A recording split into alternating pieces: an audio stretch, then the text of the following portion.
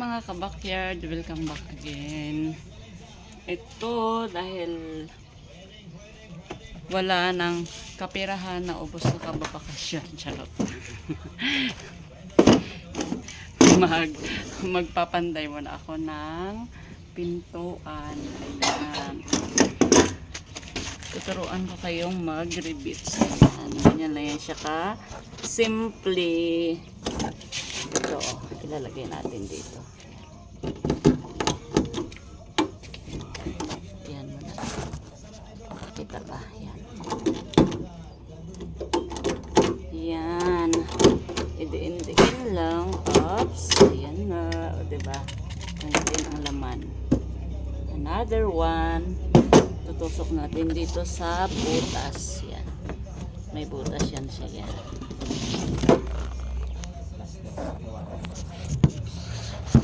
Para makita yung aking pagmumukha. Ayan. Kita ang kamay. Saan ba? Yan.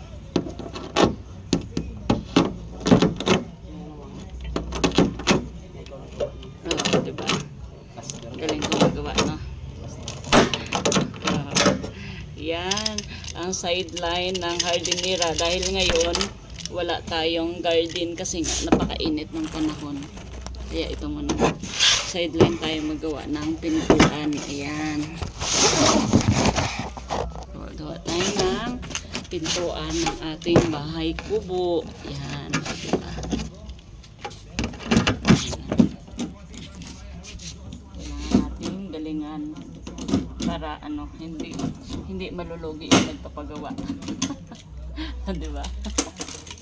Yan. Diba? Kailangan maganda.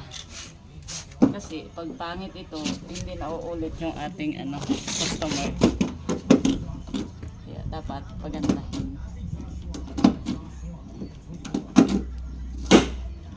Diba? Tanggal. Ito. Dami natin gagawin. Kailangan natin magsumikap para mabuhay.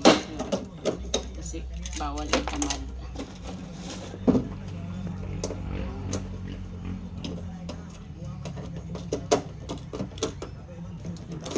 Papakita ko sa inyo pag natapos.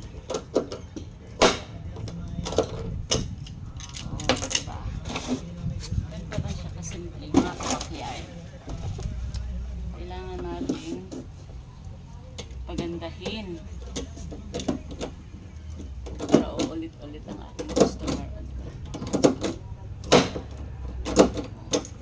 May gusto pa dyan magpagawa ng simpleng pintuan pero matibay. Simple siyang gawin pero matibay.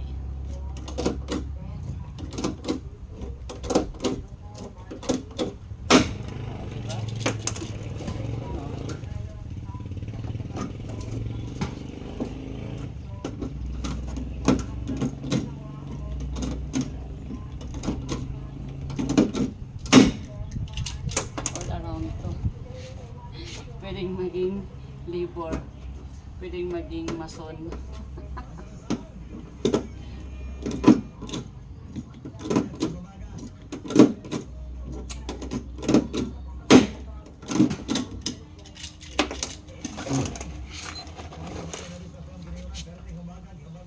Ay nako.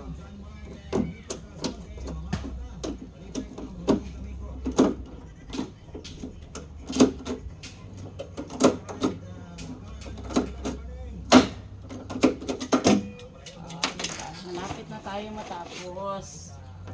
Kunting-kunti na lang. Kunting-kunti na lang ito.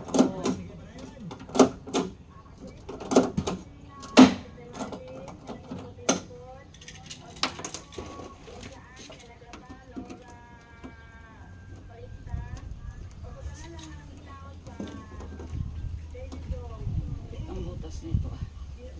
Gusto ko pumasok.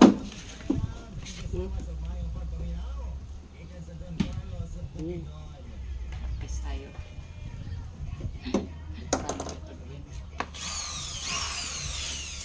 Kailangan nating palagay.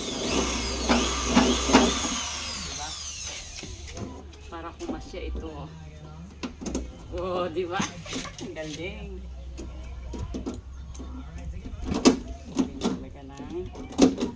Ligo na to. Oo.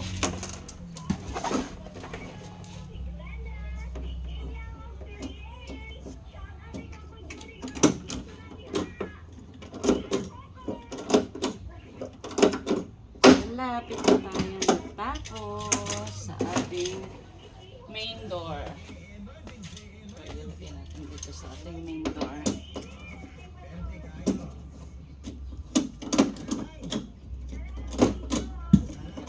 Dito ngayon.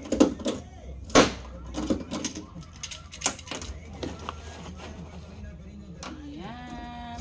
Last. Hindi na lang ito.